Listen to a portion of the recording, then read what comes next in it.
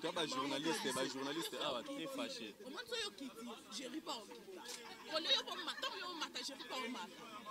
Mais as artiste est modéré, quand même faut tous aller juste pour la modéré, Renat Bir, on a beau. Renat Bir, on a bien que ça que dans Moutou, dans le speaker Moutou Bobe, aux zones c'est là. Les a pétu on la bêtise moi le baki. Mais tu vois l'artiste et journaliste est très fâché parce que bazomi tourna, bolingi be site internet.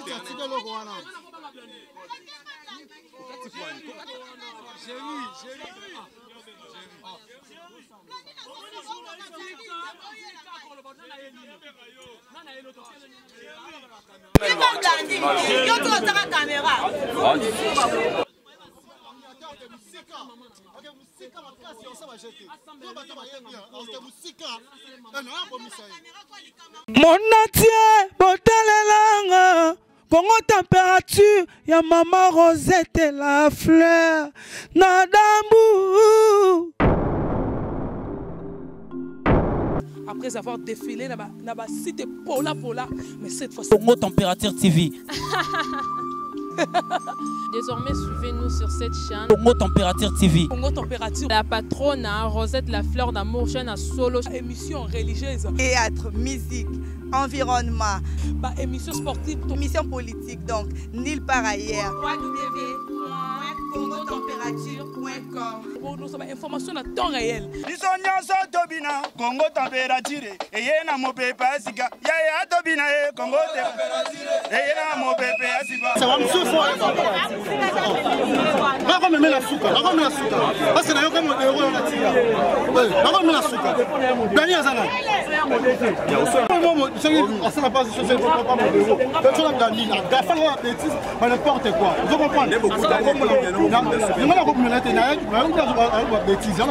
Pas de problème. On a facilité, on va faire ça. La minute d'un niveau pour finir, va gagner, va bomber. Pour du bon. On va se retrouver dans la place Biga Mojar, Naki Moussala. Mais c'est pour la toute première fois. On a ma bête, moi passé. Moi passé. Ok, c'est bon. C'est bon.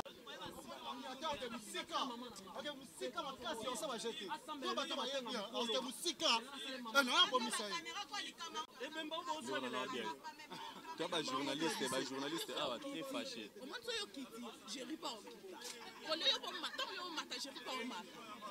Mais as artiste est modéré, quand même faut tous aller juste pour la modéré, Renat Bir, on a beau. Renat Bir, on a bien que ça que dans Moutou, dans le speaker Moutou Bobe, aux zones c'est là. Les a pétu on la bêtise moi le baki. Mais tu vois l'artiste et journaliste est très fâché parce que bazomi tourna, bolingi be site internet.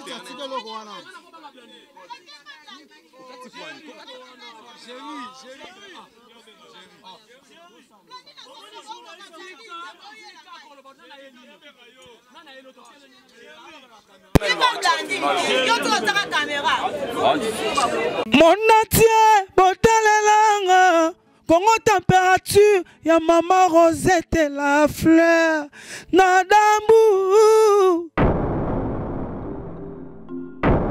Après avoir défilé, n'a cité Pola, mais cette fois Congo Température TV. Désormais, suivez-nous sur cette chaîne. Congo Température TV. Congo Température. La patronne, Rosette la fleur d'amour, chaîne à solo. Émission religieuse. Théâtre, musique, environnement. Émission sportive. Émission politique, donc, nulle part ailleurs. www.congotempérature.com. Pour nous avoir information à temps réel. Congo Température. Et yena mo pepe asika. Ya tobina Congo Température. Et yena mo pepe asika.